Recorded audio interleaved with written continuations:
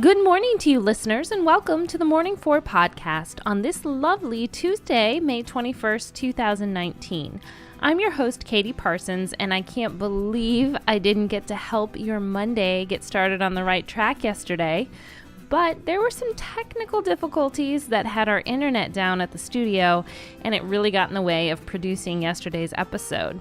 And you know how much I love Mondays, so it did really feel strange to not start my week off and that day off with all of you. But I realized not having my internet working properly was a great example of something we talk about every day on this podcast, and that is that circumstances are outside of our control.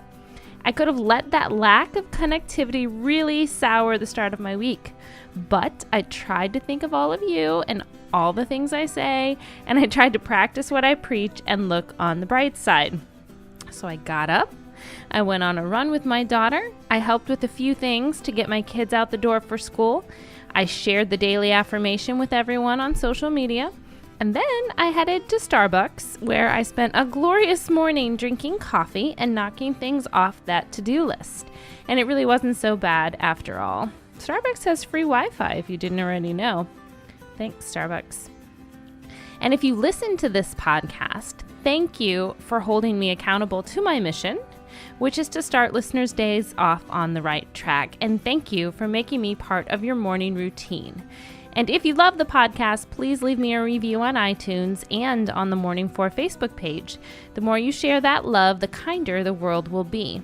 So we missed Monday, but I'm ready to get started Monday style with Tuesday, with our first podcast of the week. And so let's get going with Number 1. Today is National Waitstaff Day, which is a day to show appreciation to all those wonderful waitstaff people who cater to us when we need a meal out away from home. I have some waitstaff experience in my past. At one point or another in my life, I've worked at, Denny's, an IHOP, a Texas Roadhouse, a Steak and Shake, and an Outback Steakhouse. Waiting on tables helped me pay my way through college. It also helped me stash away some extra cash when I was pregnant with my first child. I actually really loved waiting tables. It was a lot of fun meeting new people every day, and the shifts always flew by. And I think the thing I miss most about waiting tables was paying for things in cash, like my groceries or my gas, or being able to pick up an extra shift if I really needed more cash, which is kind of hard to do, family, 5 kids, I can't really go out and just pick up shifts anymore. And that was something I liked to do back in my younger waitstaff days, but I have a lot of appreciation for waitstaff as a result of my years of experience. And often people who are on the waitstaff get put through the ringer. So if you go out to eat today, take a few extra seconds to thank the people who are helping you have a great meal or drink, and maybe even tip a little extra. Number 2. Well, did you get the memo? Today is National Memo Day, and it celebrates that little slip of paper or that email blast that fills you in on whatever thing you need to know. Back in the old days, a memorandum, or memo, would be circulated in an office or organization.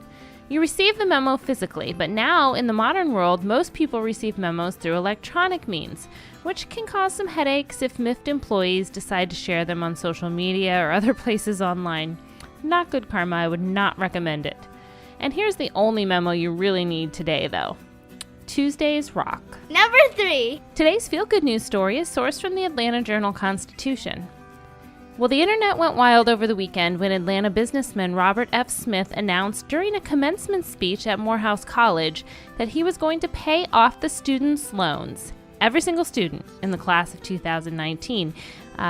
His family didn't know, apparently, that he was going to make this announcement. His staff didn't know, and no one at the college knew. So it was a huge surprise met with, of course, many cheers. He is a technology startup businessman, kind of a quiet philanthropist, well, at least until now. And the debts will be repaid with a $40 million grant to the college, which is the largest single gift it has ever received. Of his generosity, Smith said, "I'm putting some fuel into your bus. I'm counting on you to load up that bus." I have no doubt that his generosity will stretch well beyond this initial gift and will have a ripple effect on the lives he's helped. Number 4. Well, none of us knows what fantastic surprises await us today, so let's get started with our affirmation. Repeat after me. I cannot control a single thing in the universe, except for my actions and reactions. Today, I will focus on what I can control. Myself. And what a great reminder for myself today and hopefully for all of you. So go out, slay this Tuesday, and I'll see you back here again tomorrow.